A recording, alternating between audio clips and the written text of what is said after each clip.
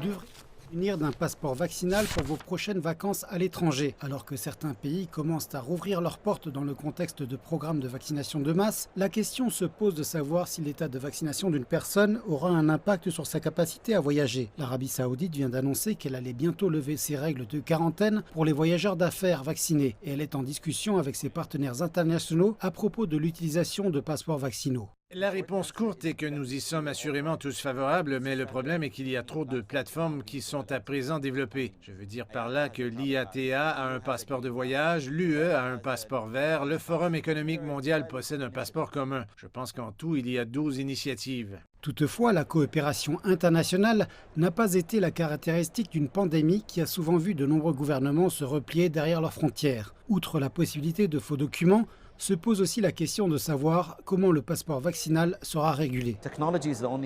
La technologie est le seul moyen. C'est juste que cela nécessite d'investir dans une plateforme numérique unifiée plutôt que d'essayer de créer des problèmes différents au niveau des régions ou des pays.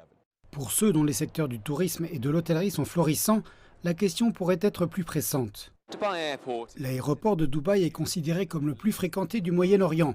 Mais l'an dernier, le nombre de passagers a chuté de 70% pendant la pandémie. Lors de ce forum, le PDG des aéroports de Dubaï a prévenu qu'il n'y avait pas d'alternative aux passeports vaccinaux pour relancer les voyages de masse. Mais les critiques affirment que ces passeports vaccinaux seraient discriminatoires envers ceux qui n'ont pas accès aux vaccins. La pandémie a déjà mis en évidence l'inégalité dans la distribution des vaccins dans le monde.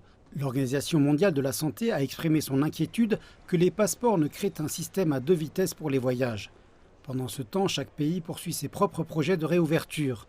Israël, un leader mondial dans la distribution de vaccins à ses citoyens, est sur le point d'annoncer un projet pilote. Nous l'annoncerons bientôt, donc je n'ai pas encore de directive comment cela se présentera, mais nous allons commencer avec les gens, avec les touristes qui sont vaccinés, mais nous espérons que dans un avenir proche, nous serons en mesure de nous ouvrir à tous les touristes. D'autres grands pôles touristiques régionaux, comme l'Égypte, souhaitent créer des corridors de voyage. Nous travaillons actuellement sur la vaccination du personnel de l'industrie touristique dans le Sinaï Sud et la mer Rouge pour les déclarer très bientôt des destinations sans COVID. Je pense que cela encouragera la mise en place d'un corridor sûr avec certains marchés sources. Et bien sûr, nous travaillons avec l'IATA, nous travaillons avec l'OMC et une fois qu'il y aura un passeport vaccinal sûr, nous l'utiliserons bien entendu. Certains disent que les passeports vaccinaux ne devraient pas voir le jour à cause des questions éthiques que leur existence impliquerait. D'autres chiffres de l'industrie touristique suggèrent que leur mise en place est inévitable.